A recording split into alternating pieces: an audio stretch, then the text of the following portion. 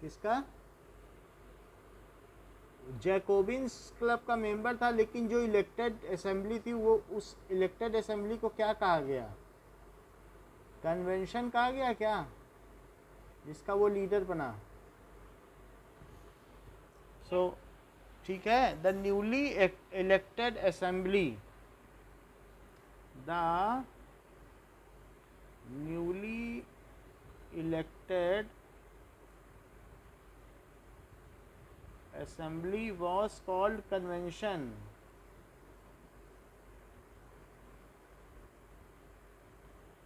and its leader was Maximilian Robespierre and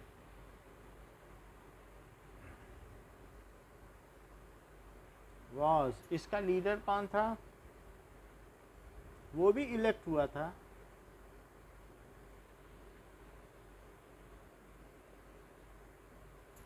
became abolished monarchy, उसने क्या किया?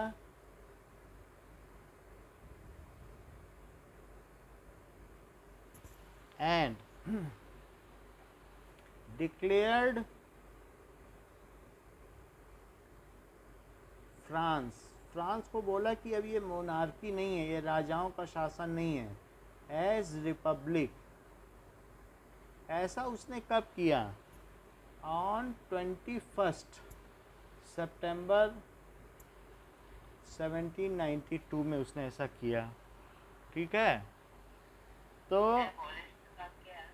क्या एबॉलिश्ड मोनार्की, उसने मोनार्की को एबॉलिश कर दिया, राजशाही को समाप्त कर दिया और रिपब्लिक घोषित कर दिया। फिर इसके बाद क्या हुआ कि सितंबर 92 की बात है, लेकिन उसके बाद 21 जनवरी को क्या हुआ? ऑन 21 जनवरी, करीब सितंबर, अक्टूबर, नवंबर, दिसंबर, जनवरी, उसमें क्या किया गया कि 1793, फिर अगला साल लग जाएगा ना, सितंबर के बाद फिर अगला साल लगेगा कि नहीं, 93। सो लुई 16 वाज, हैं क्या बोलो, पूछ रही हो कुछ? अच्छा, Louis 16 was charge by a court, ठीक है, उसे चार्ज ऑफ ट्रीजन लगा गया, देशद्रोह का आरोप लगा, वाज ठीक है, सेंटेंस्ड टू डेथ, कि तुमने देश के साथ गद्दारी की है, ऐसे ही बस कुछ ना कुछ उस पर आरोप लगा दिया, डेथ। नहीं, लुई 16 ने ऐसा कहाँ किया था, वो तो रॉबेस्पियरे ने किया था। अब रॉबेस्पियरे के गद्दी पे बैठने की बारी है, तो वो सबसे पहले लुई 16 को साफ कर देना चाहता है। So on the charge of treason, charge of treason का मतलब क्या होता है, क्या चार्ज लगाया? देशद्रोह का आरोप।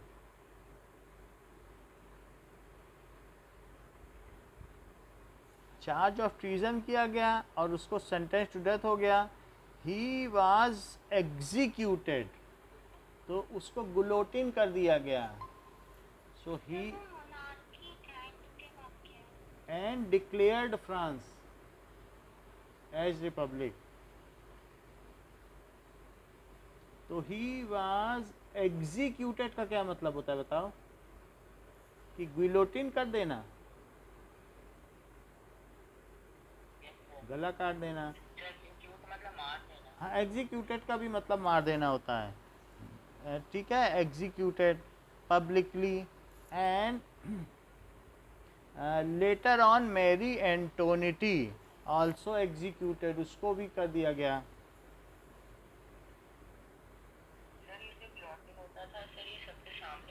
हाँ, सब लोग रहते थे, पूरा शहर।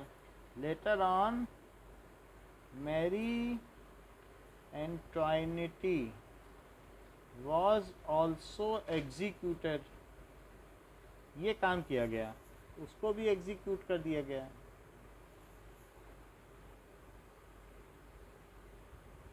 तो दोनों को मार देने के बाद now Maximilien Robespierre became leader. Now 93 में वो लीडर बन गया।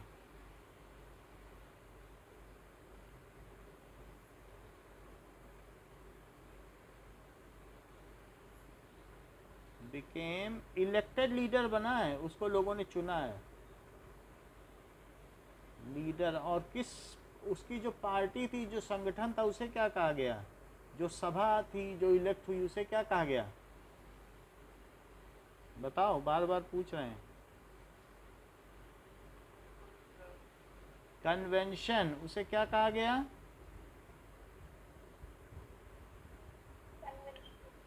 कन्वेंशन का लीडर बना। जो सभा चुनी जाती, जैसे हमारे यहाँ लोकसभा होती है, वैसे वहाँ पर जो चुनी गई थी लोकसभा, राज्यसभा चुनी जाती, तो वहाँ जो चुनी गई थी उसे क्या कहा गया? कन्वेंशन। कन्वेंशन ने जिसको चुना वो मैक्समिलियन रॉबेस्परे था। अब मैक्समिलियन रॉबेस्परे वहाँ का लीडर बन गया। लेकिन Maximilian was unpopular due to, उसने क्या किया? Due to his policy and severe action against defaulter. उसने जो डिफाल्टर्स थे, जो लोगों को, जिन लोगों पे दोष लगा था, उनके खिलाफ कठोर कार्रवाई की। He was unpopular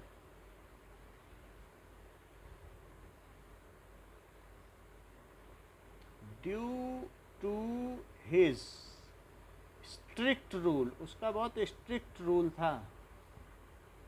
and severe का मतलब आप लोग समझते हो? कोई लोग कहते हैं मुझे बहुत सीवियर फीवर है, बहुत, हाँ, सीवियर पेन भी होता है।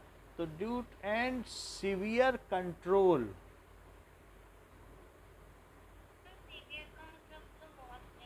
हाँ, तो कठोर है ना, उसने सबको गुलोटिन कर दिया था। तो severe control and punishment. Severe control, उसका उसका जो कंट्रोल था बहुत कठोर कंट्रोल था। ऐसे एक होता है कि थोड़ा बहुत किसी को सख्ती बरतना, वो बहुत ज़्यादा सख्ती बरतता था। और उसका सीवियर पनिशमेंट भी था on all his opposite members. जो अपोजिशन पार्टी के मेंबर्स थे, तो ऑन नॉबिलिटीज क्लर्जीज पर उसने पनिशमेंट दिया। टू, बोलो।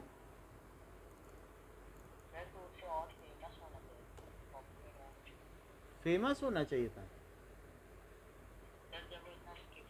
स्ट्रिक्ट था। तो पनिशमेंट टू नॉबिलिटीज एंड क्लर्जीज। सिर्फ उसने लुई 16 को नहीं बोला, उसने कहा जब तक मैं अंतिम दरबारी को और अंतिम बिशप को नहीं मार दूंगा तब तक मैं चैन से नहीं बैठूंगा। क्या ऐसा होता है? क्या सारे बिशप खराब हैं और सारे नॉबिलिटीज खराब हैं? तो सबको वो मार रहा था एक तरफ से। Two and clergies. और ऐसे ही नहीं है, क्लर्जी को भी मार रहा था, साथ ही साथ उसने नेशनल असेंबली के लोगों को भी मारना शुरू कर दिया। और जो जैकोबिन्स क्लब है उसके खिलाफ खड़े हुए उनको भी मारना शुरू कर दिया। और मारत को भी मार दिया। मारत एक राइटर था, उसको भी मार दिया। सो ही ऑल्सो गुलोटिन्ड। तो सबको गला काट देने से क्या ऐसे आज़ादी आएगी रिपब्लिक? ये थोड़ी ना होता है रिपब्लिक कि जिसको पनिशमेंट देना है उसको कोर्ट देगी, जस्टिस बनाए, तुम क्यों मार रहे हो? ही आल्सो गुलोटिन्ड हिज, जो भी है अपोजिशन लीडर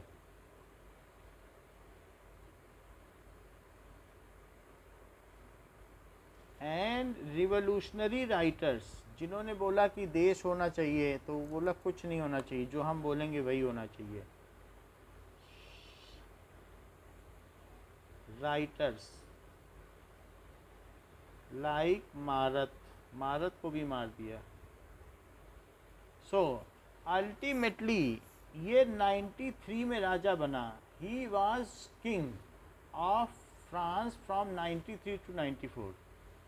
तो ही वाज लीडर बोल सकते हो, किंग तो नहीं बोला जाएगा क्योंकि इलेक्टेड असेंबली है, तो इसलिए he was leader of France. लेकिन उसने भी मोनार्की से भी बेकार शासन किया। ही वाज हैं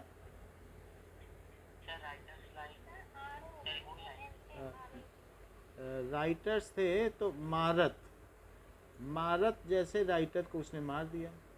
तो he has killed the writer. Marat ने बोला कि रॉबेस्पियर जो तुम कर रहे हो वो ठीक नहीं कर रहे हो और तुम्हें ऐसा नहीं करना चाहिए। क्या तुम लोगों को मार कर फ्रांस को रिपब्लिक बनाओगे? तो फिर उसको ये बात पसंद नहीं आई कि कोई उसके काम में दखल दे, तो उसने क्या किया, ही हैज़ किल्ड गुलोटिन्ड मारत। मारत को भी उसने वही काम करा जो और लोगों के साथ कर रहा था। नाउ आप देखें कि ये फ़ोटो आपके में बनी हुई है कि मारत की फ़ोटो देखी आप लोगों ने अपने बुक में?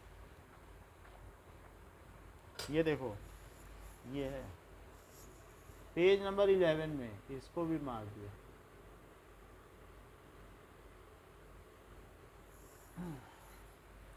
सो ही वाज लीडर फ्रॉम कब से कब तक? इसने बोल दिया कि जो तुम कर रहे हो ये ठीक नहीं है, इस तरीके से रिपब्लिक नहीं आएगा मार के। Justice, let the justice be done by जजेस नॉट बाई यू। तुम एक एडमिनिस्ट्रेटर हो, तुम्हारा एक लेजिस्लेचर है, तुम्हें कानून बनाना है वहाँ बैठकर, और तुम्हें ये सब काम नहीं करना है लोगों को मारने का। Let the justice do it's job and not you. फिर इस बात पे इसको मार दिया। He was leader of France since 1793 to 1794. It is termed as, इसे क्या कहा जाता है? Rain of terror. इसे आतंक का साम्राज्य कहा जाता है, रेन ऑफ टेरर। ठीक है। सो अल्टीमेटली फिर क्या हुआ, इसको भी गुलोटिन कर दिया गया। So now finally he was arrested and executed, गला काट दिया गया। एग्जीक्यूटेड भी बोल सकते हो या गिलोटिन्ड, तो इसको भी यही कर दिया गया। अब देखिए कि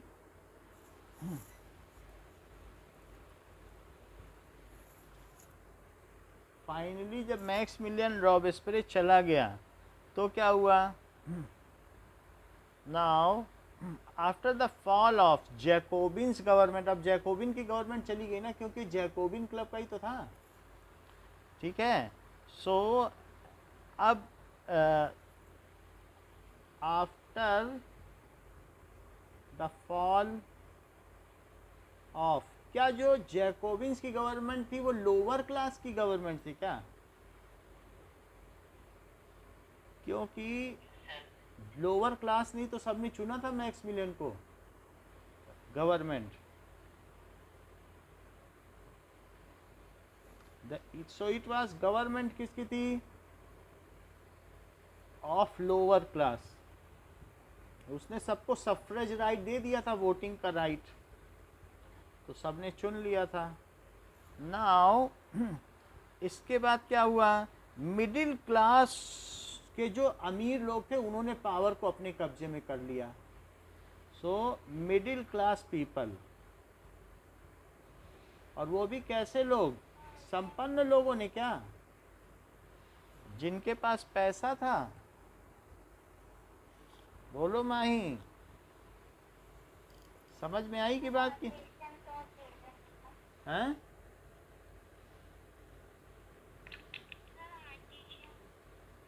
आर्टिजन तो श्रमिक होते हैं ना। हाँ, मिडिल क्लास में मिडिल क्लास के जो वेल्दियर लोग थे, मिडिल क्लास वेल्दियर पीपल ने सीज्ड पावर। बिजनेसमैन हो सकते हैं, लैंडलॉर्ड्स हो सकते हैं, तो सीज्ड पावर। आर्टिजन भी आते हैं।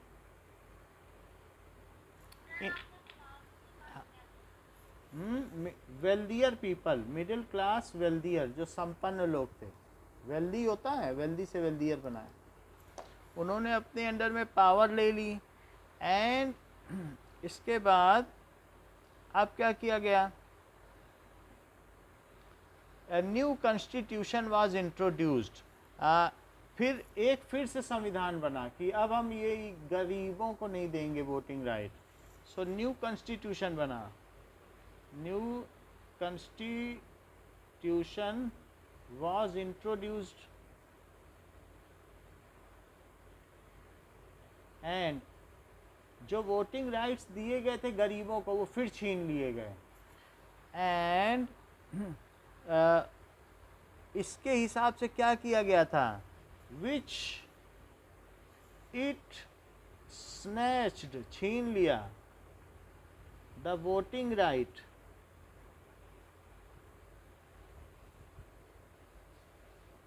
फ्रॉम पुअर पर्सन, जो पुअर लोग थे और नॉन प्रॉपर्टी पर्सन, जिनके पास ज़मीन नहीं थी,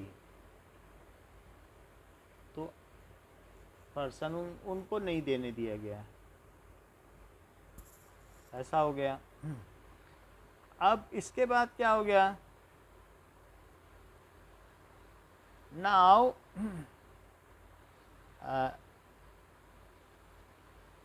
इसके बाद फिर से इलेक्शन हुआ, इलेक्शंस आर हेल्ड, इलेक्शंस फिर हुए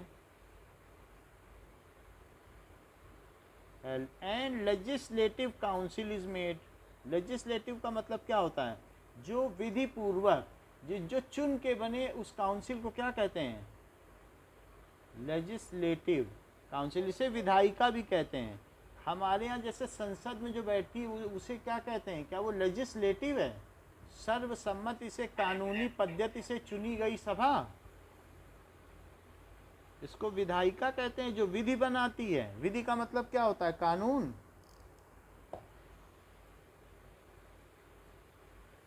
लेजिस्लेटिव काउंसिल बनी।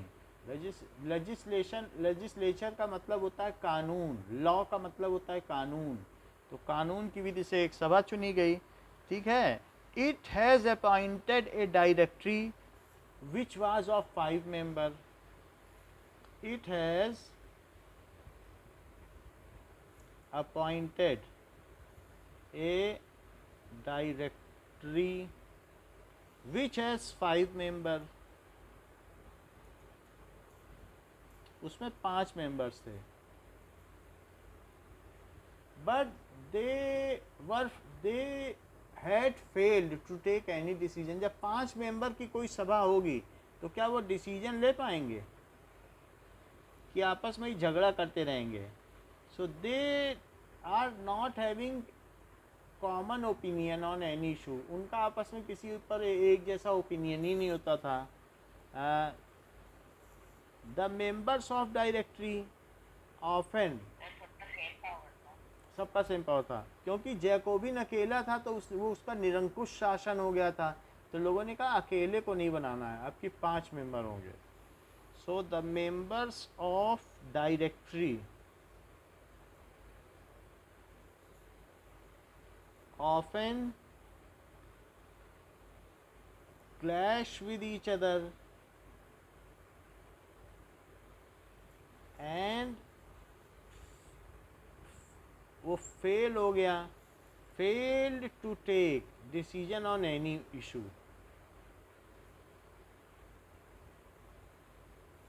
ऑन एनी इशू, तो इसलिए जो डायरेक्टरी थी वो भी फेल ही रही, क्योंकि वो किसी भी चीज़ पर अपना निर्णय नहीं ले पाती थी।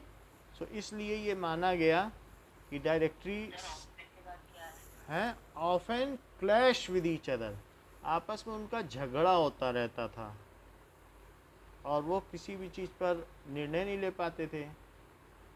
Now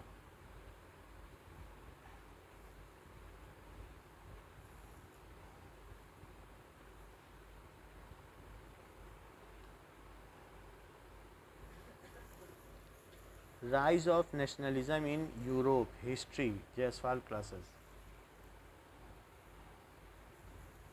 so Karl Walker was a journalist. अब देखें नेशन की अवधारणा प्रस्तुत की। कि अल्टीमेटली जनरल हम लोग ये देखेंगे नेशनहुड पे यकीन रखते थे कि देश को नेशन बनाना है, किंग के अंडर में नहीं होना चाहिए, people can rule. This is Maximilian Robespierre, जो इसका एक मेंबर था। क्या इसने इमारत को एग्जीक्यूट कर Now, दिया था? the Marat was also a revolutionary generalist. Robespierre ने लुई 16 का सर काट दिया और खुद एज ए कन्वेंशन उस समय की एक संस्था बनाई गई जिसका ये अलोन लीडर था, और उसने वहां पर सभी नॉबिलिटीज को मरवा दिया। That is known as reign of terror of 1793 to 94। और अल्टीमेटली लुई 16 का सर काटा गया। फिर लोगों ने त्रस्त आकर रॉबेस्पियर का भी सर गुलोटिन कर दिया, वो भी काट दिया। इस तरीके से रेन ऑफ टेरर का अंत हो गया। सो दिस इज गुलोटिन, जिसमें ऊपर से एक लकड़ी का पट्टा गिराया जाता था और सर उछल कर दूर गिरता था। सो लुई 16 वाज गुलोटिनाइज्ड, रॉबेस्पियर गुलोटिनाइज्ड। उसके बाद वहां डायरेक्टरी आई जो 5 लोगों की संस्था थी। तो 5 लोग मिलके अब वहां शासन चलाते थे, जिसकी वजह से कोई भी निर्णय सही समय पे नहीं हो पाता था। So directory was failed to rule. तो पहले किंग था, एब्सोल्यूट मोनार्की, फिर कॉन्स्टिट्यूशनल मोनार्की आई, फिर कन्वेंशन आया, फिर डायरेक्टरी। अब देखो डायरेक्टरी भी फेल हो गई। तो उस समय क्या हुआ, ये हमने वीडियो भेजा है आप लोगों को, क्या फिर से भेज दूं? अगर नहीं देखा है तो भेज देंगे। ठीक है। तो नाउ नेपोलियन बोनापार्ट उस समय जो हेड था वहाँ का, तो नेपोलियन बोनापार्ट मिलिट्री हेड था। ये नेपोलियन बोनापार्ट ये मिलिट्री का हेड था। जैसे सेनापति नहीं होता किसी देश में, सेना का प्रधान, लेकिन वो राजा तो नहीं होता ना जो सेना का प्रधान होता है। जैसे हमारे यहाँ आर्मी का जो जनरल है, क्या वो राजा है क्या देश का, या एयरफोर्स का प्रधान? तो इस तरीके से ये वहाँ के ट्रूप्स का हेड था। तो इसने मौका देखा कि डायरेक्टरी अच्छा काम नहीं कर रही है। नेपोलियन बोनापार्ट, या इसे नेपोलियन 1 भी कहते हैं, ये वहाँ की मिलिट्री का हेड था। जब ये जवान था, जब इसने नई रिक्रूटमेंट हुई थी, तो इसने सड़कों पर लोगों पर गोलियां चलवा दी थी। इससे ये बहुत फेमस हुआ और जल्दी जल्दी इसका प्रमोशन होने लगा और जल्दी से ये हेड बन गया। लोग ठीक काम नहीं कर रहे थे और वहाँ पर आर्मी को लगाया था लोगों को कंट्रोल करने के लिए। लोग अनुशासन तो है, बोलो। अनुराग की आवाज़ साफ नहीं आ रही है। हाँ बोलो अनुराग।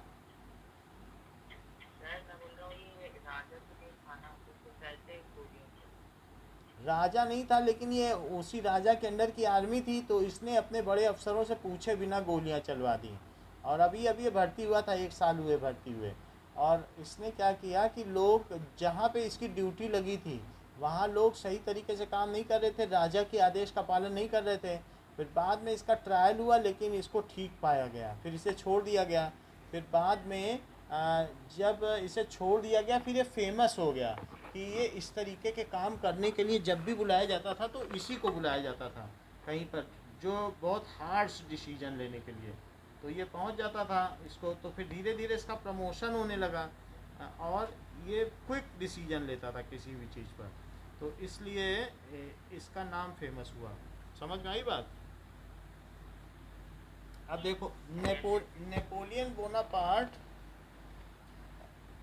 जब डायरेक्टरी भी नहीं चल पाई तो उसका लाभ उठाते हुए जो मिलिट्री हेड था नेपोलियन, उसने वहां पर अब शासन करना शुरू कर दिया। He proclaimed himself as king of France in 1804। 1804 में बना है।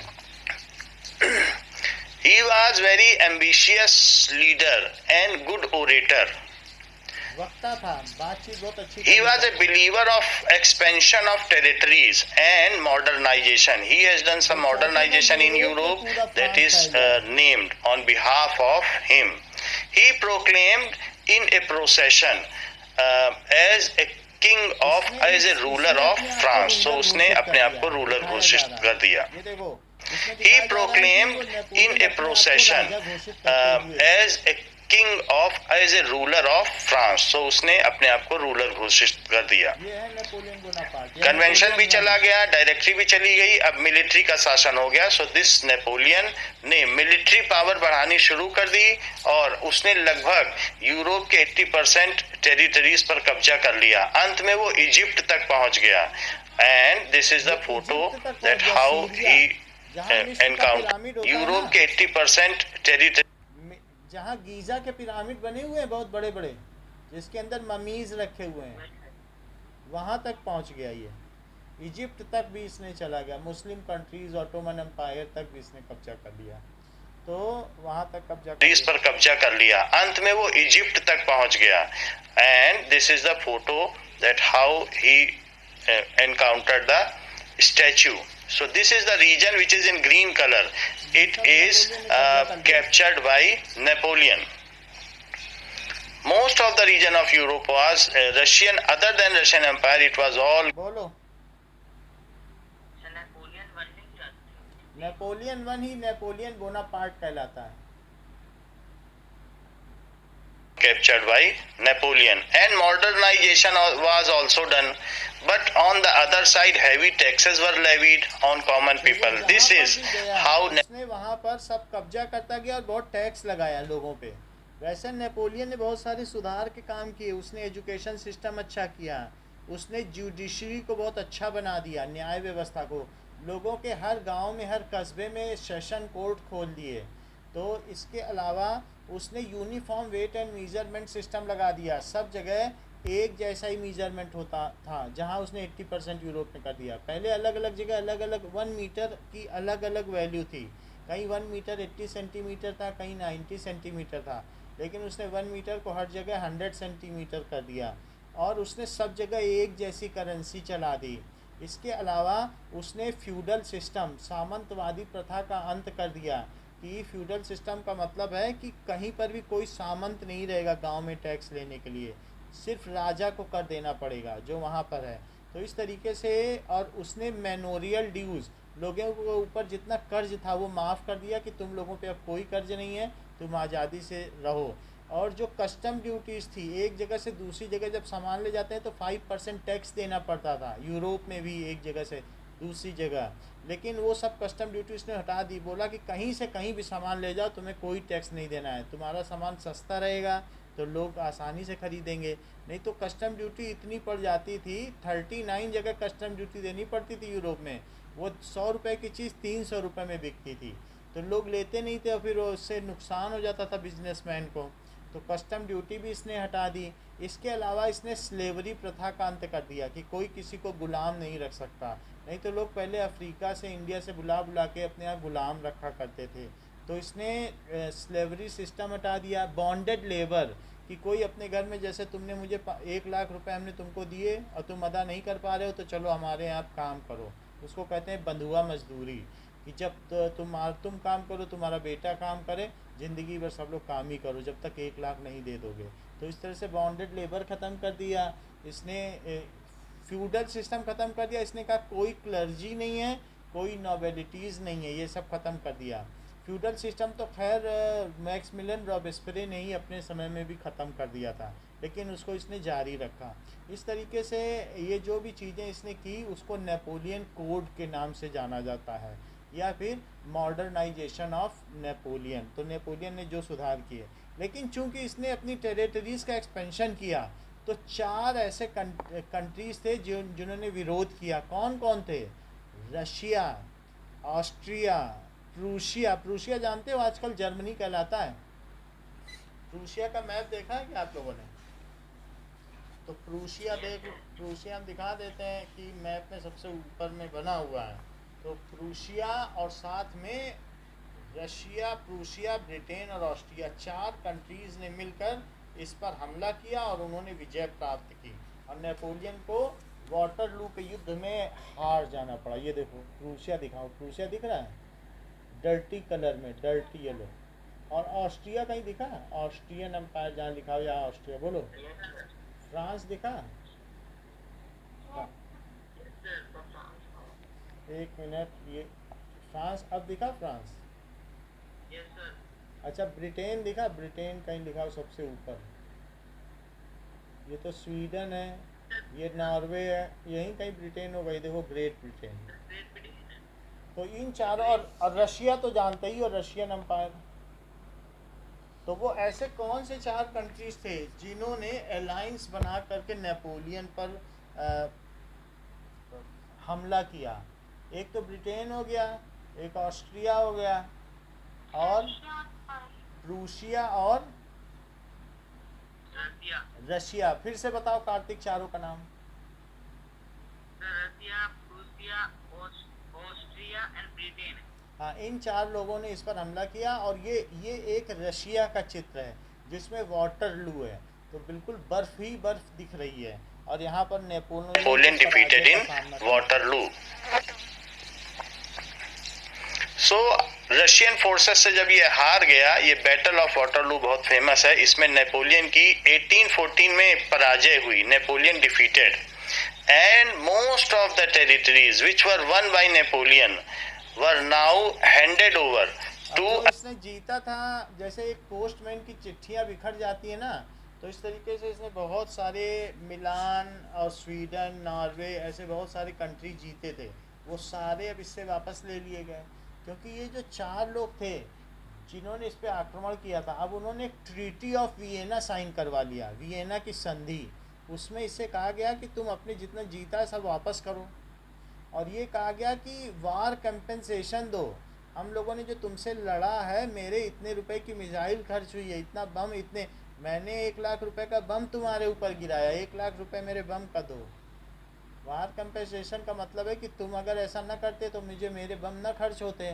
तो जितना भी खर्च हुआ था वो सब पैसा इससे ले लिया गया, फ्रांस का पूरा खजाना खाली कर दिया और इसके चारों तरफ टेरिटरीज बना दी गई कि बड़े बड़े राज्यों की, कि ये फिर आगे हिम्मत न कर सके। और नेपोलियन को एग्जाइल कर दिया गया, देश निकाला दे दिया गया, कि इसको इंग्लैंड भेज दिया गया कि ये वापस ना आ सके। और लुई 18 को वहाँ का राजा बना दिया गया। लुई 16 राजा था ना, और वो तो लुई 16 बहुत पहले था, 93 में मारा गया था, उसको गला काट दिया गया था। अब बात है 1815 की। 1815 का मतलब समझते हो कि 15 साल और 7 साल यानी 22 साल बाद, क्या लुई 16 तो मर गया है, तो 22 साल बाद अब लुई 18 है। समझ में आया? 2 पीढ़ी आगे आ गए। लुई 17 नहीं था, लुई 18 को फिर बनाया। लुई 16 ही बूढ़ा हो गया था। बोलो लुई 17 का क्या हुआ? लुई 17 राजा नहीं बन पाया, वो बस आगे उसकी परिवार चलता रहा, तो लुई 17 नहीं बन पाया, लुई 18 बना राजा। किसने बनाया? क्या उन्हीं वियना की संधि जब हुई, ट्रीटी ऑफ वियना, उन्हीं चारों फोर्सेस ने नेपोलियन से संधि की और उसको कहाँ भेज दिया बताओ? हैं? वियना, ऑस्ट्रिया में एक जगह का नाम है वियना, जरा आगे देखो। उस वियना में ट्रीटी की गई, संधि की गई कि अब ठीक है, हमारे तुम्हारे बीच में संधि होगी और अब बंटवारा होगा, जो तुमने लिया है हमें दो, वार कंपनसेशन दो। बैठ के सब हिसाब किताब हुआ कि इस वार में कितना कितना पैसा खर्च हुआ है, अब सब तुम, फ्रांस से बोला सब वापस करो, उसको कहते हैं ट्रीटी ऑफ वियना। जरा देखो आगे। लाइट फोर्सेस जो France, Britain, Russia and Prussia की थी, प्रूशिया आजकल जर्मनी कहा जाता है। अंत में नेपोलियन को देश निकाला दे दिया गया। Napoleon was exiled and it leaded to death. Some are telling that the Napoleon was arsenized, उसको आर्सेनिक दिया गया, जहर दिया गया, जिसकी वजह से उसकी मृत्यु हो गई। लास्ट में अब फिर से जो शासन था वो कंजर्वेटिव रिजाइम के हाथ में आ गया और एलाइड फोर्सेस ने 1815 में नेपोलियन से संधि की। That is known as treaty of Vienna. तो ट्रीटी ऑफ वियना की संधि में नेपोलियन को हटा दिया गया और लुई 18 को वहां का राजा बना दिया गया। लुई 16 के बाद लुई 18। तो ट्रीटी ऑफ वियना ऑस्ट्रिया में साइन की गई, नेपोलियन को देश निकाला दिया गया।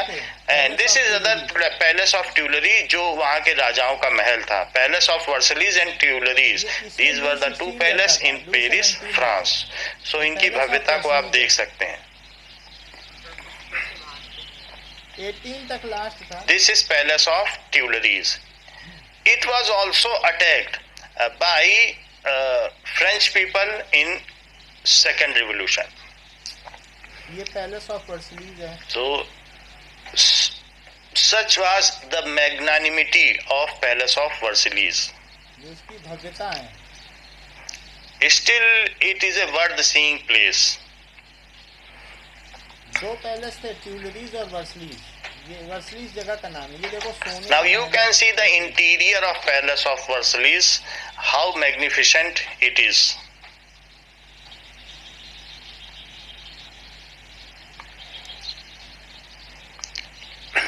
So this is interior of Palace of Versailles. ये दिखाया This गया is the Louis scene in 16 which का trial Louis हुआ, XVI उसका was गला काटा trialed and ultimately executed. क्योंकि उसने टैक्स बढ़ाने के लिए कहा था, तो नेशनल असेंबली ने जब कॉन्स्टिट्यूशनल मोनार्की बनाई, उसको अपने अंतर्गत काम करने के लिए बोला, तो उसने ठीक से काम नहीं किया और फिर उसको एग्जीक्यूट किया गया। मैक्सिमिलियन रॉबेस्पियर फिर उसके बाद आया, उसको भी एग्जीक्यूट कर दिया गया, गला काट दिया गया। फिर नेपोलियन उसके बाद आया, नेपोलियन ने टेरिटरी बढ़ाना शुरू किया, बहुत सारी यूरोपियन कंट्रीज को जीत लिया, तो सारे यूरोपियन कंट्रीज ने एलाइड फोर्स। ये एक tree of Karl Casper Fritz ने एक चित्र बनाया है बुक में। उसमें दिखाया गया है कि वो लोगों को फ्रीडम बांट रहा है। एक ट्री लगाया है, ट्री ऑफ फ्रीडम, और वहीं बगल में एक लेडी को अत्याचार किया जा रहा है, उसको टॉर्चर किया जा रहा है। एक किसान को घुटने के बल लिटा दिया गया, बैठा दिया गया, और एक आदमी को मारा जा रहा है। तो उसका मजाक बनाया जा रहा है, ये कैसी स्वतंत्रता नेपोलियन दे रहा है जहाँ जहाँ जीत रहा है, वहाँ फ्रीडम ऑफ ट्री लगा रहा है कि लोगों को मार रहा है। उसी के सामने लोगों पर अत्याचार किया जा रहा है, तो उसके फ्रीडम का मजाक बनाया गया। नेपोलियन ने कहा था, हम तुम्हें आज़ादी देंगे, तुम हमें ज़मीन दो, हम तुम्हें आज़ादी देंगे। लेकिन वो जहाँ जाता था वहाँ टैक्स ही बढ़ा देता था मिलिट्राइजेशन के लिए। तो लोगों को शुरू में तो अच्छा लगा कि ये लिबरल है, सारी जगह से उसने कस्टम ड्यूटी हटा दी है, सीमा शुल्क हटा दिया है, और बहुत सारे सुधार कार्य किए हैं। उसने एजुकेशन सिस्टम को अच्छा बनाया, जुडिशरी को। लेकिन टैक्स इतना बढ़ा देता था कि वहाँ के लोगों को बाद में फिर इसका काम पसंद नहीं आया, तो इसलिए एक पेंटर ने उसका मजाक बनाया, बनाकर उसे हटा दिया है। ये एक चित्र दिखाया गया है जिसमें दिखाया गया है कि नेपोलियन ने सुधार के नाम पर कैसे लोगों पर अत्याचार किए। And this is treaty of Vienna, जिसमें जो एलाइड फोर्स। ये वियना एक जगह है जहाँ किसके लीडर इकट्ठे हुए हैं, ऑस्ट्रिया, रशिया, ब्रिटेन और प्रूशिया, और बीच में नेपोलियन खड़ा है। अगर आपको दिखाई पड़े तो नेपोलियन बीच में खड़ा है, ये बीच में है नेपोलियन, दिख रहा है? तो ये हाँ, तो इस तरीके से ये नेपोलियन खड़ा है, और ये फिर इसने ट्रीटी ऑफ वियना साइन की सबके साथ। अब देखो हैं, ऑस्ट्रिया, प्रूशिया, ब्रिटिश, रशिया, सब ने मिलकर जर्मनी की पावर को कर्ब किया और उससे जीते हुए क्षेत्र वापस छीन लिए गए। Ultimately Charles ten, so after Louis 18 किया और उससे जीते हुए क्षेत्र वापस छीन लिए गए। Ultimately Charles X. So after Louis XVIII, last figure was of Louis XVIII, and this is Charles X, became the king of France. Charles 10 ने लोगों के और प्रेस के अधिकार छीन लिए, जिससे जुलाई रेवोल्यूशन। हम भेज देंगे आपके पास। तो इतनी समझ में आ गई बात आपको कि डायरेक्टरी रूल नहीं कर रही थी ठीक से? बोलो, ये बात समझ में आई? अच्छा, so directory was not ruling properly, क्योंकि 5 लोगों की संस्था थी, तो उनमें अक्सर विवाद हो जाता था किसी भी चीज़ को लेकर, किसी इशू पर लेकर, तो वो ठीक से रूल नहीं कर रही थी। तो जब वो ठीक से रूल नहीं कर रही थी, देन अब क्या हुआ कि now so However, the direction often clashed with the legislative council. तो जो बाकी मेंबर थे लेजिस्लेटिव काउंसिल से वो झगड़ा कर लेते थे। लेजिस्लेटिव काउंसिल बहुत बड़ी थी, उसके 5 हेड लिए गए, उनको डायरेक्टरी बनाया गया, लेकिन ये जो डायरेक्टर्स बने थे, इसके जो 5 मेंबर थे वो झगड़ते रहते थे। तो इसकी वजह से the instability of administration, instability का मतलब समझते हो? अस्थिरता ऑफ एडमिनिस्ट्रेशन लीडेड, उसके बाद लीड किया, या ये कह सकते हो लीड से बना है लीड, लेड, लेड, तो थर्ड फॉर्म लगेगी led, led the path of Napoleon Bonaparte. तो नेपोलियन बोनापार्ट को एक उसने रास्ता दिखाया कि तुम अब राजा बनो, आसान कर दिया उसका रास्ता, क्योंकि शासन कमज़ोर था। नेपोलियन बोनापार्ट, नेपोलियन बोनापार्ट को नेपोलियन 1 भी कहा जाता है। नेपोलियन 1, इसी में अभी हम भेज देंगे वीडियो। नेपोलियन 3 वहाँ का लास्ट राजा था, तो नेपोलियन 1 वहाँ का राजा बना। ही वाज, वो क्या था? He was military head of France troops, जो फ्रेंच ट्रूप्स था उसका वो मिलिट्री का शासक था। तो मिलिट्री हेड था, फिर उसने अपने आप को राजा घोषित कर दिया। फ्रेंच आर्मी, पहले तो वो एक कारपोरल ही था, जवान से भर्ती हुआ था, लेकिन बाद में उसने अपने कौशल से, अपनी प्रतिभा से, ठीक है, एंड प्रोक्लेम्ड, किस सन में राजा घोषित किया? कोई बता सकता है क्या? बोलो माही। 1804 में प्रार्थना, किंग ऑफ फ्रांस इन 1804 में उसने अपने आप को राजा घोषित कर दिया। अब जरा देखें कि कुछ चीज़ें आपको देखने लायक हैं कि सबसे ओके ओके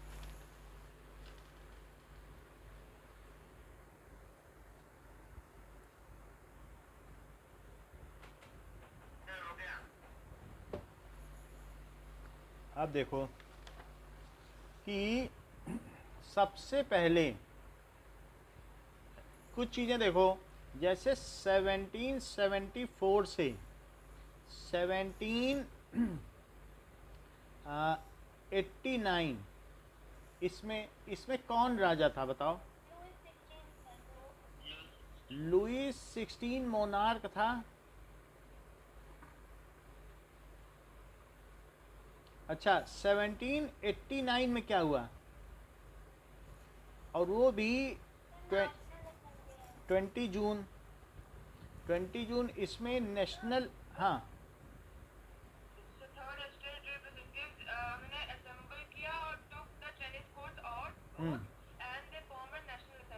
ठीक है।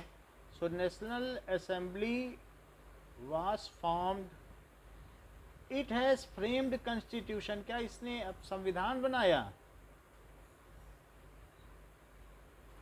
कॉन्स्टिट्यूशन, ये किसकी लीडरशिप में नेशनल असेंबली बनी थी बताओ? ठीक बता रहे हो। So it was led by Mirabeau and Abbe Sieyes, है ना? मीराब्यू कौन था? And Abbe Sieyes. इस बार वाइवा होगा इस संडे को। एबी सही, तो इन दोनों ने इसको नेशनल असेंबली में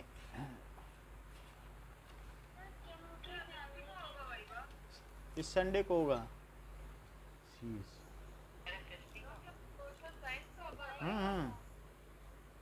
सो एबी सेइज जो भी है, तो सोशल साइंस का, सोशल स्टडीज और ज्योग्राफी में जो भी है। अब इसके बाद क्या हुआ? 14 जुलाई को क्या हुआ बताओ?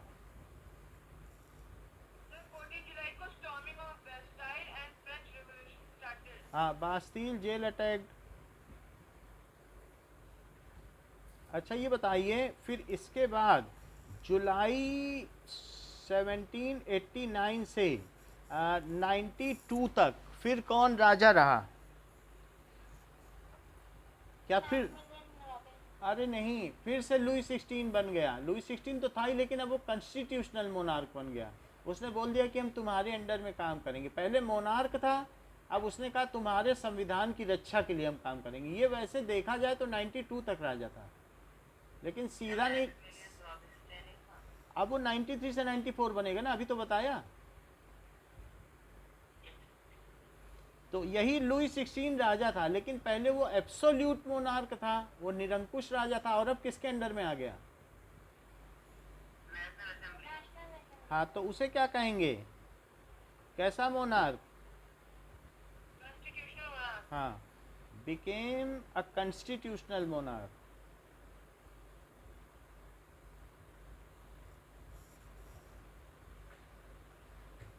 फिर इसके बाद क्या हुआ? लुई 16 को एग्जीक्यूट कर दिया गया 21 जनवरी 1793। लुई 16 को मार दिया गया, वॉज एग्जीक्यूटेड। और जब इसे मार दिया गया, फिर 1793 में क्या हुआ? क्या चुनाव हुए और elections were held.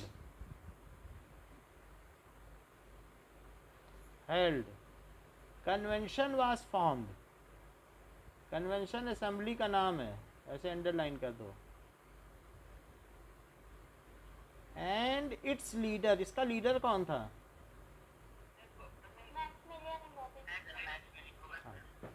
Max million रॉबेस्पिरे became, वो क्या बन गया? लीडर ऑफ, लीडर कन्वेंशन का तो लीडर था ही, बनाए लोगों ने चुन लिया। जैसे सब लोग बीजेपी लोग मोदी को अपना नेता चुनते हैं, फिर वो प्रधानमंत्री बन जाता है। तो became leader of France. Convention ने उसे अपना नेता चुना और फिर वो वहाँ का लीडर बन गया। अच्छा, 94 में क्या हुआ?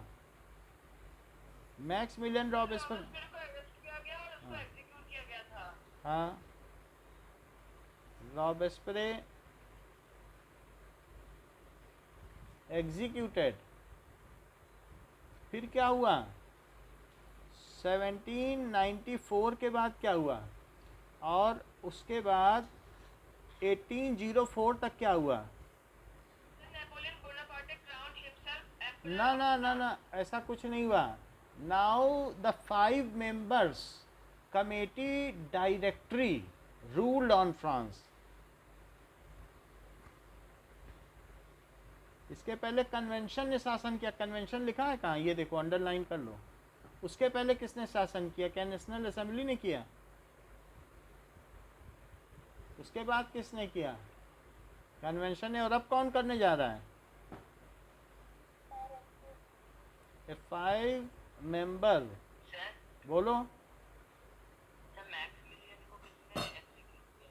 ये कहीं लिखा नहीं है, अब लोगों ने अरेस्ट कर लिया जब ऐसा काम कर रहा था, या तो वहाँ की जुडिशरी ने कर दिया होगा। लेकिन ज़्यादा नेट पे देखने पे पता चलेगा, फिर भी हमें नेट पे मिला नहीं, नहीं तो मैं बता देता। ए 5 मेंबर कमेटी, ठीक है, रूल्ड ऑन फ्रांस। अच्छा, इस it had failed to take decision due to mutual clashes. It had failed to take decision. तो ये इसके आपसी क्लैश होते रहते थे, जिसकी वजह से ये डिसीजन लेने में, देखो कन्वेंशन अगर आपको देखना है तो आप अपने पेज नंबर 15 पे देखो। पेज नंबर 15 है और ये कन्वेंशन लिखा है अंडरलाइन। समझ में आई बात? इनकी फोटो के नीचे लिखा है, मैरियनी के नीचे लिखा है, बोलो। और अगर डायरेक्टरी देखनी है तो अगले पेज पे आ जाओ। So that is next page पे देखोगे तो वो डायरेक्टर बने। अगले पेज पे ये फोटो है। रिवोल्यूशनरी फोर्सेस शान और शौकत के साथ अपना प्रोसेशन जुलूस निकालते थे कि लोगों का भरोसा हो तो ये थर्मोकोल की फ़ोटो है जो ऊपर दिखाई जा रही है, और जलूस गाड़ी पे निकाला जा रहा है कि हम बहुत पावरफुल हैं। यही सब लिबरल्स और कंजर्वेटिव निकाला करते थे। अच्छा, ये डायरेक्टरी वर्ड कहीं दिखा? Yes sir. तो फिर उसके बाद directory appoint directory rule France, यहाँ देख लो।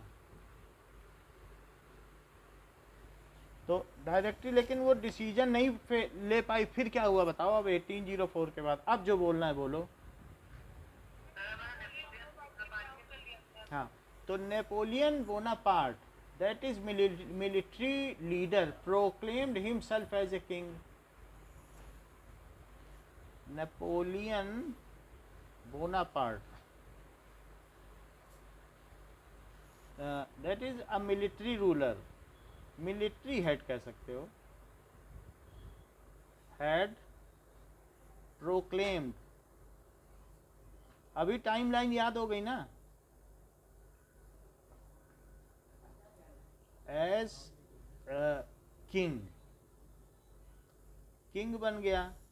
ही, उसने क्या किया? He conquered most of the European territories, जीत लिया। He conquered most of the European territories। ठीक है, और इसके अलावा he abolished फ्यूडल सिस्टम, खत्म कर दिया क्या? मतलब सामंतवादी प्रथा, कि पहले राजा लोग अपने एक परिवार के सदस्य को भोज देते थे कि जाओ तुम वहाँ जाओ और मुझको इतना सोने की शर्फी देना, और बाकी जितना मर्जी टैक्स लो, तो उसको कहते थे फ्यूडल सिस्टम, वहाँ के गांव से। दैट इज सामंतवादी प्रथा, राजस्थान में भी बहुत चली है, ये अच्छी प्रथा नहीं है। तो सामंत का ख़त्म कर दिया, एबॉलिस्ट कर दिया, और क्या कर दिया? And slavery and bonded labour को भी ख़त्म कर दिया क्या?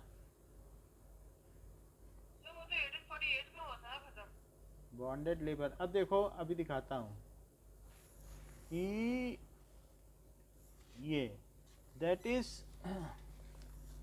इट इज इमेंसिफिकेशन ऑफ, वैसे तो 1794 में ये चीज़ कही गई है कि 1794 में जो डायरेक्टरी रूल कर रही थी उसने ये काम किया।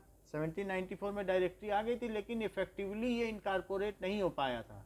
तो नेपोलियन ने आने के बाद सख्ती से लागू किया, उसने most of the European countries से स्लेवरी हटा दी, जहाँ जहाँ वो गया ना, क्योंकि जब टेरिटरी एक्सपेंड हुई तो उसमें ये काम किसने किया?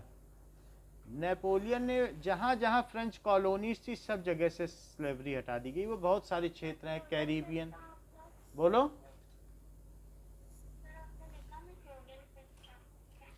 फ्यूडल सिस्टम का मतलब है कि that means the members of the relatives of king are given some territory, they can take any amount of tax from farmer। उनको ये आज़ादी हो गई थी, वो वहाँ से जितना चाहे वो टैक्स लें। सो रिलेटिव्स, कोई भी तो जो रिलेटिव ऑफ किंग थे वो क्या करते थे? अपॉइंट, ठीक है, relatives of king are appointed, वो अपॉइंट हो जाते थे in some territory of king. उन्हें राजा बोलता था तुम वहाँ देखो, ऑफ ये भी जो भी है कंट्री या state, and they can take any amount of tax, उसे फ्यूडल सिस्टम कहते हैं। Take any amount of tax.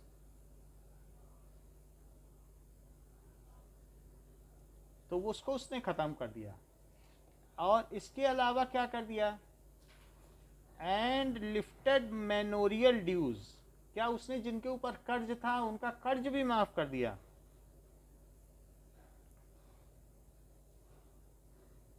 मैनोरियल dues का मतलब समझते हो? कर्ज माफी।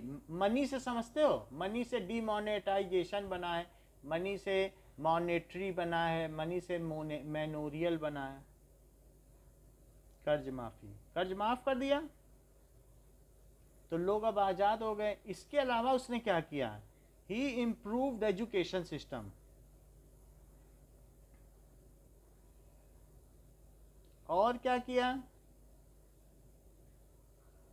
एंड जुडिशियल सिस्टम को भी इम्प्रूव किया। क्या यस सर।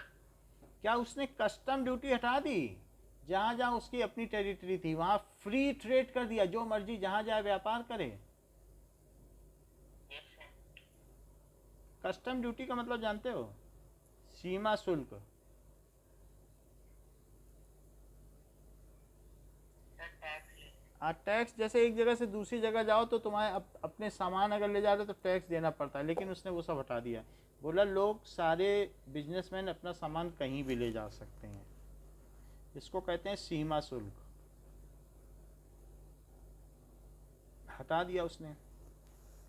अच्छा, इसके अलावा इसने क्या किया, he has incorporated uniform weight and measurement system. क्या सब जगह मीटर एक जैसा हो गया, यूनिफॉर्म करेंसी भी, वेट एंड मेजरमेंट सिस्टम।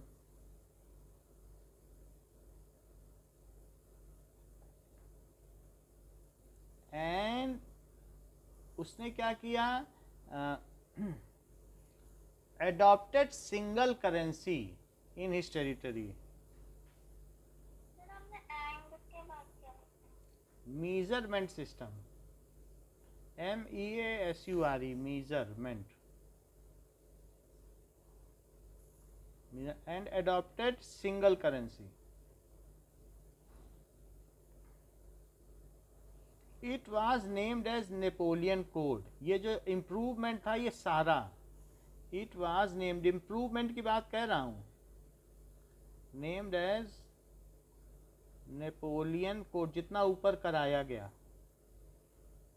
उसे नेपोलियन कोड का नाम दिया गया। तो ये सब काम नेपोलियन ने किया। समझ में आई बात? हाँ, नेपोलियन कोड का नाम दिया गया। तो उसने प्रार्थना कब से कब तक शासन किया फ्रांस में?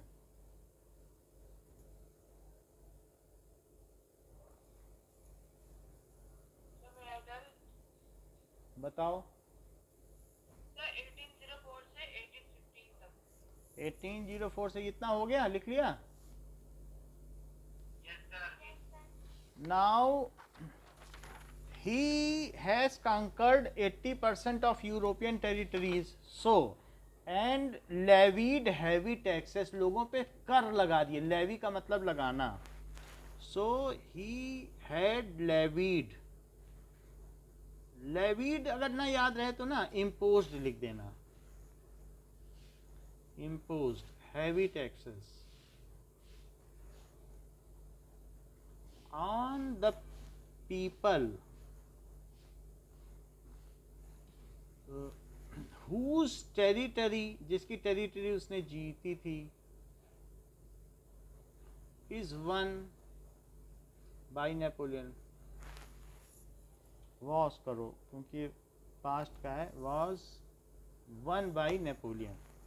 तो इससे क्या हुआ, जब ये करा जाने लगा, now he had conquered 80% of Europe. Now allied forces, allied forces का मतलब जानते हो, सहयोगी शक्तियां, सहयोग, जो आपस में सहयोग करें उनको कहते हैं अलाई, सहयोगी शक्तियां। कौन कौन सी शक्तियां साथ में आ गई? ऑफ प्रूशिया, प्रूशिया को अभी क्या कहते हैं? जर्मनी। फ्रांस के ठीक ऊपर जर्मनी है, नक्शा पता है कि दिखाएं?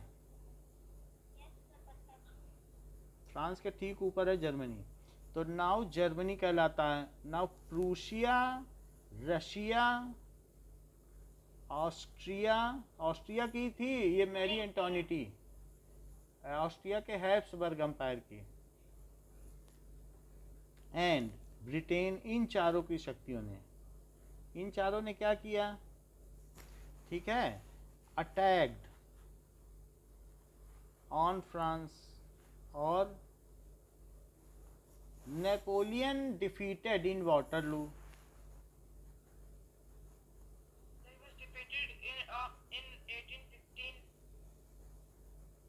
अब देखो 1814 में डिफीट हुआ कि 1815 में, ये देखना पड़ेगा, 1815. क्योंकि वो भाग गया था, फिर भाग के फिर वापस आ गया था। फिर 100 दिन उसने और शासन किया, वो वापस आ, भगा दिया गया, उसको एग्जाइल कर दिया, देश निकाला दे दिया गया था। Defeated in Waterloo, field of Waterloo, ठीक है, वाटरलू इन 1815 में वो हार गया। सो इसके बाद क्या हुआ, जब वो हार गया तो डिफीटेड का मतलब पराजित हुआ, वो हार गया नेपोलियन। नाउ इन 1815 क्या हुआ, Napoleon in treaty of Vienna, Vienna की एक संधि हुई, जैसे शिमला समझौता नहीं होता है भारत में, कई समझौते होते हैं भारत और पाकिस्तान, तो जिस जगह पे समझौता होता है उस जगह के नाम पे काम दिया जाता है। वियना कहाँ पे है बताओ, ये फ्रांस है, ये क्या है, और ये क्या है, क्या ये जर्मनी है, Yes, sir. ये फ्रांस है, और ये क्या है, ऑस्ट्रिया। ऑस्ट्रिया में क्या एक जगह है जिसका नाम वियना है, Yes, sir. वहीं पे संधि हुई, सारे लोग इकट्ठे हुए। सो इन treaty of Vienna,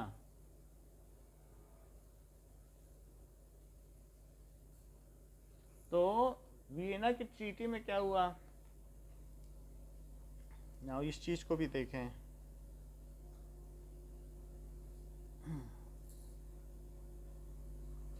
treaty of Vienna, तो एक कागज साइन करा गया, ट्रीटी ऑफ वियना। जरा ये देखें कि ये है ट्रीटी ऑफ वियना, जो संधि पत्र साइन किए गए, ट्रीटी ऑफ वियना में साइन किया गया।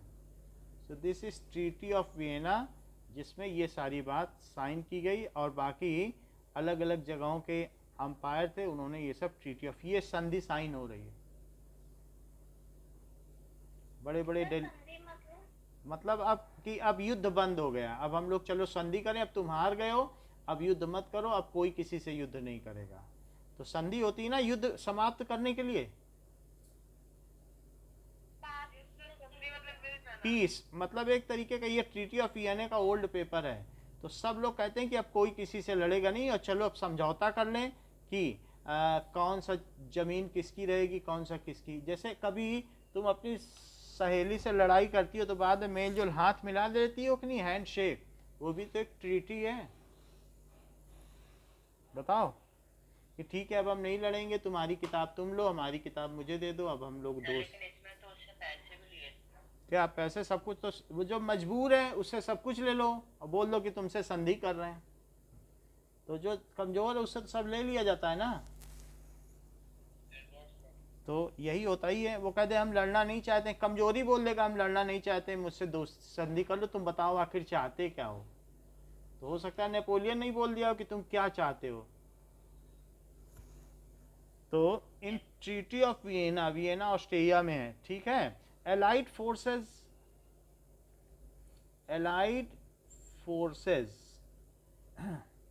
And Napoleon signed a paper, so signed this treaty। जब ये साइन हो गया, now Napoleon was exiled, Napoleon को देश निकाला दे दिया गया।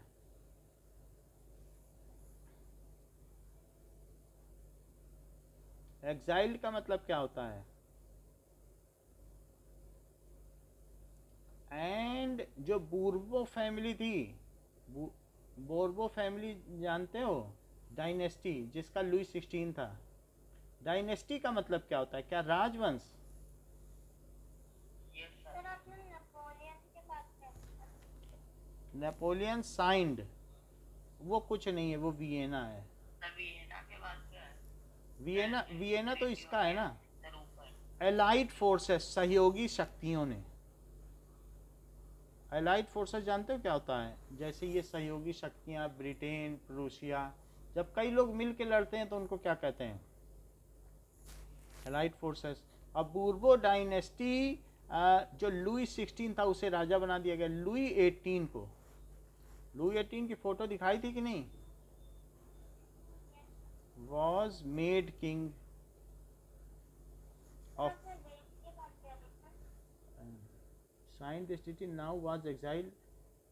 कहाँ पे बताओ? सर आपने लुई 17 लिख सर दिया आपने हिंदी में लिखा है ना, तो वो देश निकाला, देश से निकालने को कहते हैं देश निकाला। तो अब उसको बूर्बो फैमिली का जो ये था उसे वहाँ का राजा बना दिया। इतनी ही हिस्ट्री है आपके में। अब हम इसके क्वेश्चन आंसर करेंगे, बाकी समझ में आ गई ना हिस्ट्री? हम आपको ये वीडियो लिंक भेज देंगे। हाँ अब देखो, हाँ अब हम कुछ टर्म्स देखेंगे कि जो हमारे में डिफ़िकल्ट टर्म्स हैं उनका मतलब समझेंगे कि लिवरे क्या होता है। It is,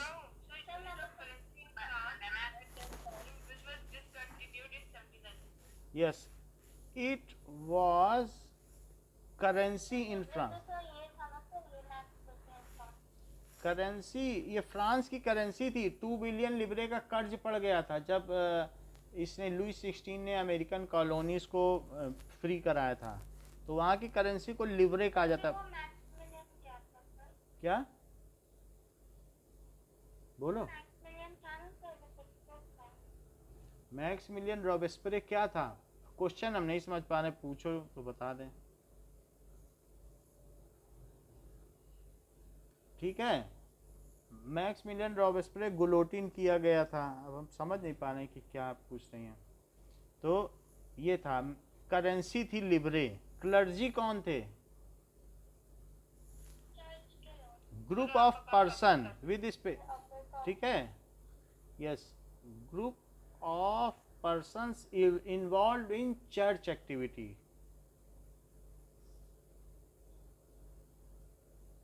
In functioning of church, जो लोग चर्च चलाते थे।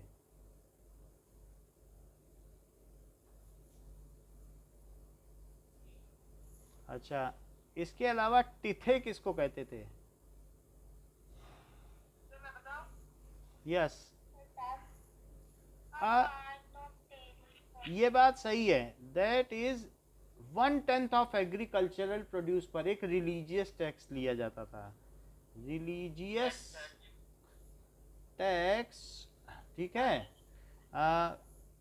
विच इज 1/10, जितना भी उपज होगी 1/10 of agricultural produce.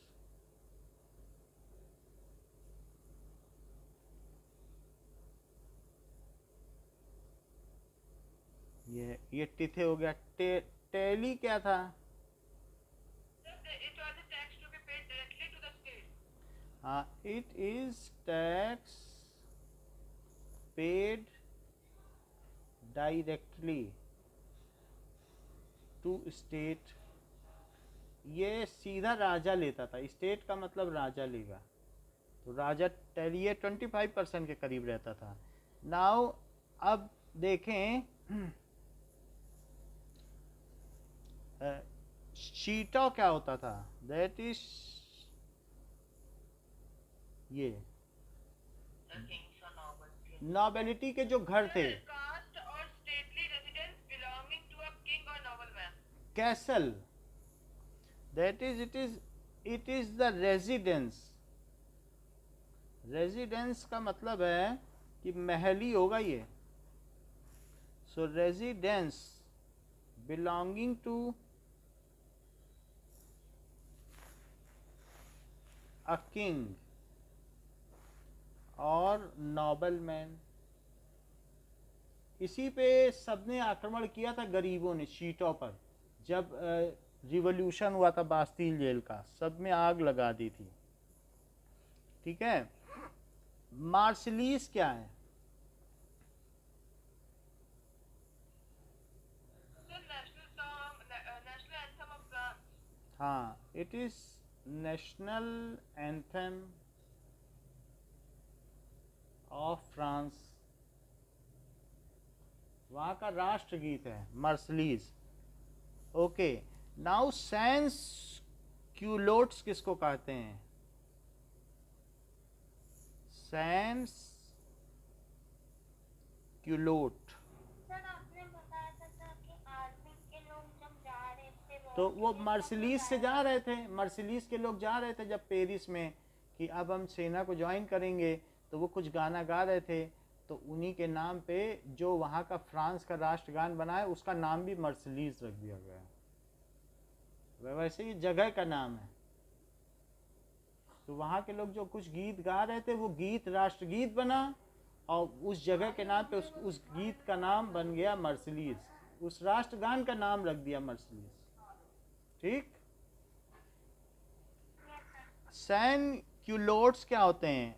Those without knee breaches, जो मतलब घुटने तक के कपड़े पहनेंगे उन्हें सैन क्यूलोट्स कहेंगे। जैसे अपनी बुक देखो कि ये इतना ही पहनते हैं, ठीक है, नी ब्रीचेस। सो सैन क्यूलोट्स कपल होते हैं दैट मोस्टली यहाँ तक आधे आधे तक पहनते। पहले जो कपड़े पहने जाते थे उसमें जूते नहीं दिखते थे, फ्रांस में जो बहुत अमीर लोग हैं। आप देखो पुरानी पोशाक, तो फ्रेंच में पूरा कवर हो जाता था। पूरा दिखा देता हूँ आपको कि पूरा ही कवर हो जाता था। सो सर चलते कैसे थे? अभी दिखा रहे हैं। French traditional dress of female. According to SPS186.org, in Alsace, women may be seen in white, lace-trimmed blouses and aprons decorated with colorful flowers. तो पहले क्या होता था कि नी breaches, Here's the definition of knee breeches. Archaic. Short trousers worn by men and fastened at or just below the it knee. Is kind of knee breaches. इसे देख लो आप कि ऐसा हो कि नीचे सिकुड़े सिकुड़े कपड़े पहने। पहले जो आदमी नीचे बहुत फैले फैले कपड़े पहनते थे, लेकिन अगर नीचे ऐसे कपड़े पहने जाएं तो उसको क्या कहते थे? Knee breeches, short trousers. So these are knee breeches. समझ में आ गई बात? तो जो लोग इस तरीके के कपड़े पहन रहे हैं, इट इज नी ब्रीचेस। इतने तक, नी तक ही जो जाएं, देखा जाए नी तक जाएं, तो उसको क्या कहेंगे? नी ब्रीचेस। समझ में आई? घुटने तक के कपड़े। तो सैंट क्यूलोट्स, के बाद क्या? सैंट क्यूलोट्स ये जैकोबिन क्लब के मेंबर थे, member of Jacobin club.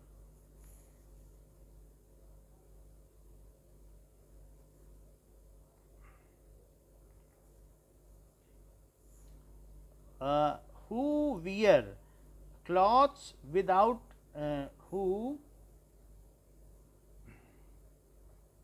wear trousers only up to knee. Sir आपने सैंस के बात कर सैन कुलोट्स, उसी फिगर के नीचे लिखा है, पढ़ो। सैन कुलोट्स, ये जो फिगर दिखाया उसमें नीचे पढ़ो क्या लिखा है। So it is members who wear trousers up to knee, घुटनों तक के ही कपड़े पहनते थे, तो उनको सैन कुलोट्स कहते हैं। ट्रीजन क्या होता है? Sir, it was a betrayal of one's country or government. मतलब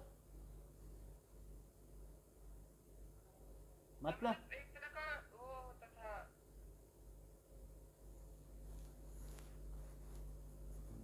बताते नहीं हो, सब ऐसे पढ़ पढ़ के बताते हो, तभी तो बता नहीं पाते हो, इसीलिए फिर आप पीछे रह जाते हो। इट इज ट्रीजन का मतलब देशद्रोह। If somebody is deceiving his country then it is a kind of treason. If some जो भी कन्विक्ट है, कन्विक्ट का मतलब अपराधी, जरूर देश से निकालने को क्या कहते हैं? Exile. If some convict has done, sir आपने बताया था ना देश में एक्साइल, उसको एक्साइल कहते हैं, has done wrong with country, जिसने क्या किया बताओ, रॉन्ग विद कंट्री। अपने देश के साथ कोई बुरा कर दे या हार्म टू हिज कंट्री, तो क्या कहेंगे, has done wrong with country, गलत काम किया हो देश के साथ, देश को नुकसान पहुंचाया हो, तो डैमेज्ड द कंट्रीज फेम, तो उसे कहेंगे देशद्रोह। उसे क्या कहेंगे, देशद्रोही को क्या सजा दी जाती है जो देश के साथ गद्दारी करता है, गुलोटिंग कर देते हैं। गुलोटिन कर देते हैं, तो ट्रीजन है। इसी तरह से गुलोटिन क्या है, It was a device for beheading a person from a heavy blade that is dropped from very high height ठीक है, and widely used during the French Revolution. ठीक है। अ डिवाइस, ये अच्छा बताया है, device consisting of A blade, consisting of a blade which is dropped from higher height. Sir इसकी spelling क्या है? Guillotine, GUI, from higher height. अगर ऊंचाई से गिराई जाए तो उसको कहेंगे कि गिलोटिन कर दिया गया है। अच्छा, इक्वलिटी ब्रेड का क्या नाम दिया गया था, दैट इज हाँ, दैट इज पेन डिजेलाइट, यानी पेन डी एजेलाइट, यानी इक्वलिटी ब्रेड। इक्वलिटी ब्रेड कौन सी होती थी, सस्ती ब्रेड होती थी क्या, जो राशनिंग स्टोर पे मिलती थी, सर वाइट ब्रेड नहीं मिलती थी, ब्राउन ब्रेड गेहूं की मिलती थी, मैदे की नहीं मिलती थी, उसमें चोकर ज़्यादा होता था। सर व्हाइट ब्रेड तो अमीर लोग खाते हैं। हाँ, तो वो बंद कर दी गई थी। सिटोयन एंड सिटोयिनी क्या है, ये किसे कहते हैं, सर और मैडम को बोलते थे उस समय। सर और मैडम तो हटा दिया गया था।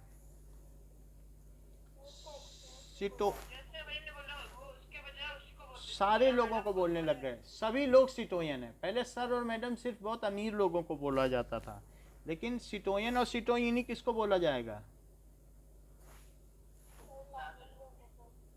ठीक है, all members, all citizens of France. So all, अपना पेज ऊपर कर, बोलो, पेज ऊपर कर। ऑल सर सिटीजन, क्या है पेन, उसके बाद पेन डिजेलाइट, पेन डिजेलाइट, इक्वलिटी ब्रेड। इसकी कहीं जरूरत नहीं पड़ेगी, बस इक्वलिटी ब्रेड याद रखो, कहीं पूछ ले तब बताना, बट इक्वलिटी ब्रेड याद रहना चाहिए कि वहाँ rationing store, distributed at rationing store.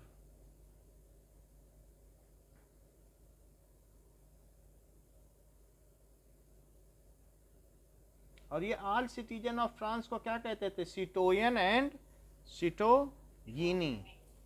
अच्छा, निग्रो कौन लोग थे, हाँ, जिनको गुलाम बनाया जाता था वो निग्रो थे। कौन लोग थे वो निग्रो लोग, This was the term for the African living people of Sahara. It was a term that is not common that is not in common use any longer. सही है। तो जो इसमें क्या था कि अफ्रीका के जो लोग थे उनको ये गुलाम बना के लाते थे और उनको निग्रो कहते थे, काले लोग।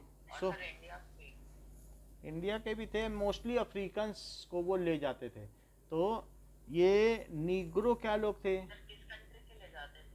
सारे जो जैसे अमेरिका में इन्होंने अपना कहीं पर बनाया कॉलोनी, तो इनको काम करने के लिए लोग चाहिए कि नहीं, तो अफ्रीका से उठा उठा के ले जाते थे, वहाँ उनको गुलाम बना के रखते थे, काम करवाते थे, फिर जब तक कि वो मर ना जाए। सर पैसे देते थे? पैसे वैसे कुछ नहीं, खाना मिलता था। नहीं कैसे बना, सो टर्म कॉलोनी बनती थी, बस उनको खाना मिलता था, खूब उनसे खेती कराते थे, कॉटन उगवाते थे, ज़मीन की खुदाई कराते थे, फिर मर जाते थे तो ऐसे ही कहीं फेंक देते थे, ऐसे होता था। So it is people people of Africa, south Africa कह सकते हैं, south of Sahara, people of Africa, ठीक है। सो यूज्ड एज स्लेव, वो स्लेव की तरह यूज किए जाते थे bye European countries in their colonial part.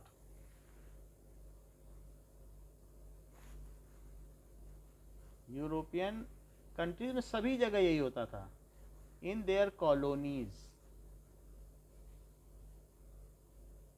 जहां उनके उपनिवेश होते थे। जैसे भारत एक कॉलोनी था जहां वो लोग रहते थे। नाउ इमेंसिफिकेशन क्या है?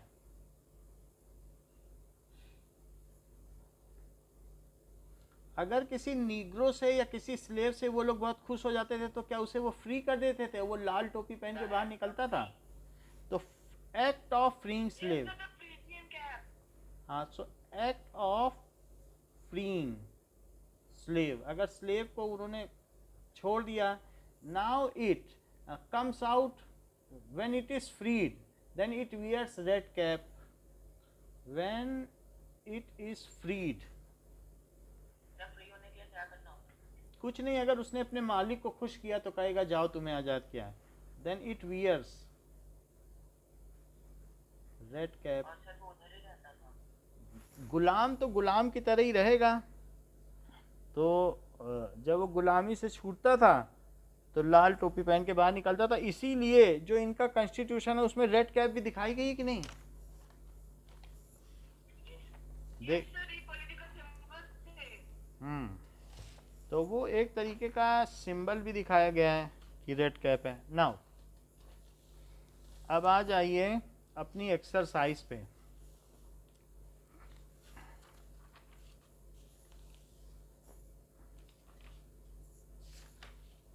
सो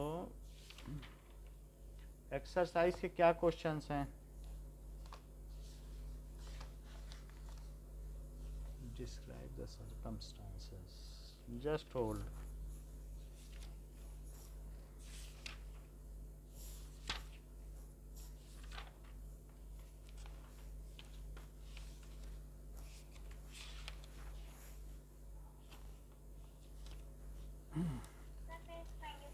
पेज में देखो, क्वेश्चन में डिस्क्राइब द सर्कमस्टांसेस दिख रहा है।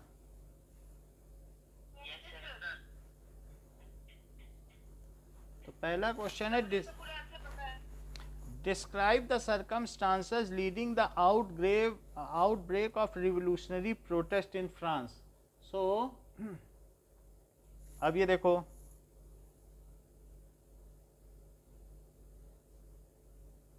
the circumstances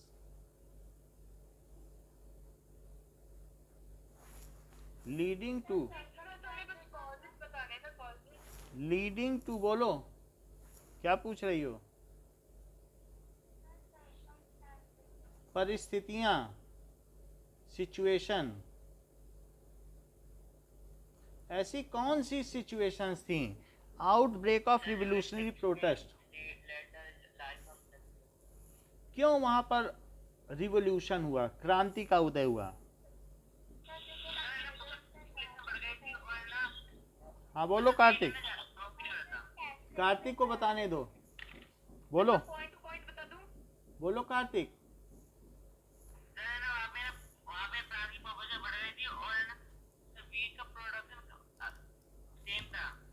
हाँ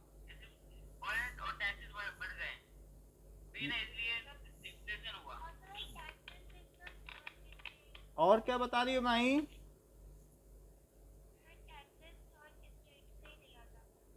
टैक्स थर्ड स्टेट से लिया जाता था, तो ये चीज पूछी जा रही है। सो द हाँ, डिसीजन भी नहीं लिए जाते थे। सो अब देखो कौन कौन सी परिस्थितियां थी। The following circumstances led to outbreak of revolution.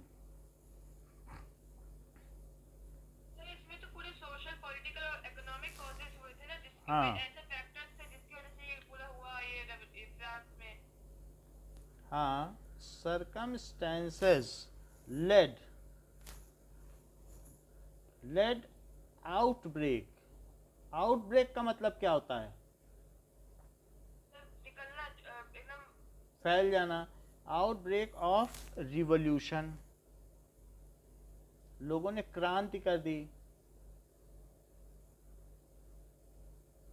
तो ये सरकमस्टांसेस थी जिसकी वजह से क्रांति की। पहला था कि Louis 16 was a lavish ruler, ये बहुत शानो शौकत वाला राजा था, लोगों का ख्याल नहीं रखता था। सो लुई 16 वाज, ये कैसा, ऑटोक्रेटिक रूलर था, अपनी मर्जी से जैसा चलाए। ऑटोक्रेट का मतलब जब मर्जी जो रूल बना दे। हाँ, लुई 16 कैसा रूलर था? सर ये तो फिर इसका पॉलिटिकल कॉज हुआ ना। क्रेटिक रूलर, सब एक साथ लिखा देंगे, ऐसा इसमें अलग अलग नहीं पूछा गया है, ठीक है। And he never compromised with his luxurious life, and he had, उसने कभी कंप्रोमाइज किया? कितना सोने जैसा महल है, compromised with his luxurious life। चाहे फ्रांस में कंगाली ही क्यों ना हो, लेकिन उसने अपने महल में कुछ कंप्रोमाइज नहीं किया ऐसे, ठीक है। And he also lacked far sightedness, he has worked on the briefing of Marie Antoinette, जो बहुत सिली वुमेन थी, मूर्ख औरत थी, उसने उसको ऐसे गलत गलत निर्णय बताए जिसकी वजह से उसका राज्य चौपट हो गया। So he was working, so he was having, he was lacking far sightedness, या ही वॉज वर्किंग ऑन, बोलो, हैं? रानी थोड़ी थी वो, तो राजकुमारी थी, उसकी शादी हो गई, रानी थोड़ी थी वो। उसने अगर आप देखोगे तो ऐसे ऐसे लोगों से लड़ाइयाँ मोल ले ली, उसी ने बताया कि ऐसे करना चाहिए आपको, वहाँ उनको कॉलोनी को छुड़ाना चाहिए, सब इसका पैसा खराब कर दिया। मैरी एंटोनिटी की सलाह पे काम करता था, वो उसकी एडवाइजर थी, उसकी वाइफ। समझ में आई बात? तो इसलिए, and he was not having any vision, उसका लुई 16 का कोई फार साइटेडनेस नहीं था। ओके, दूसरी बात, on his accession when he became king of France, then the treasury was empty. When he became king of France, sir empty क्यों था? पहले से भी देखो, उस समय भी कई लोग कॉलोनाइजेशन कर रहे थे, यहाँ कॉलोनी बनाना, मिलिटराइजेशन का एक्सपेंशन हो रहा था। दैट वाज दैट में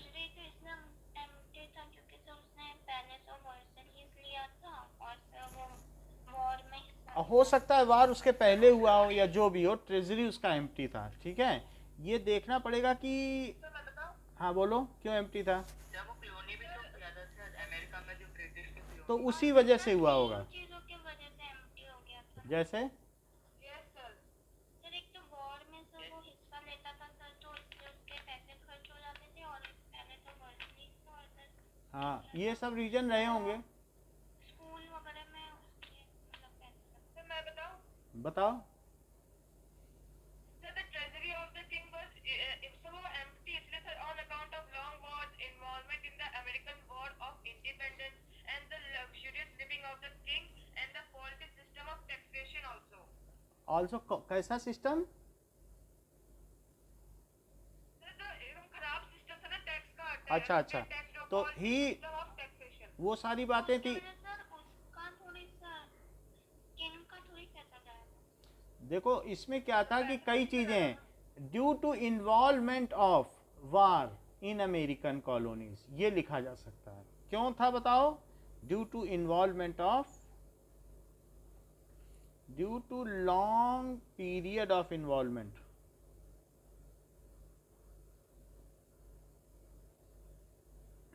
in war with British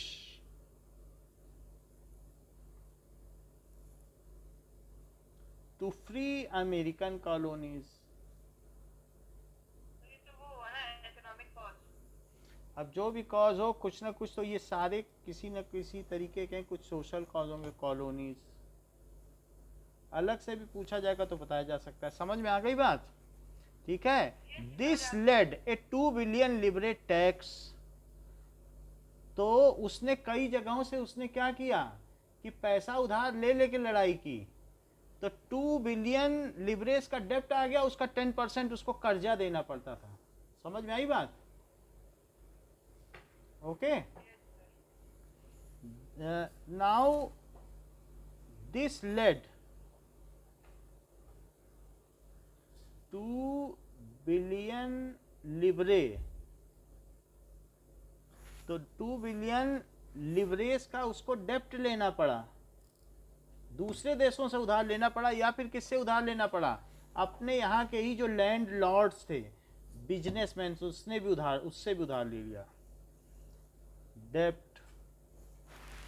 and who are charging, जो भी था मनी लेंडर्स,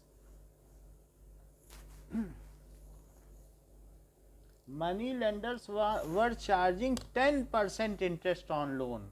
जिन्होंने उसको पैसा दिया था, लेंडर्स वर चार्जिंग 100 रुपए पे अगर आपको 10 रुपए हर महीना देना पड़े तो क्या ठीक रहेगा? हाँ, 10% तो इंटरेस्ट ही लेते हैं. भी होता है। अभी तो पूरे साल में 5% मिलता है, उस समय तो हर महीने 10% लेता था जो होता. 10% ऑन लोन. तो उस लोन का इंटरेस्ट ही वो नहीं दे सकता था. तो और भी कुछ रीजन है जो हम नेक्स्ट क्लास में देखेंगे. इस क्लास के लिए इतना ही. ठीक है.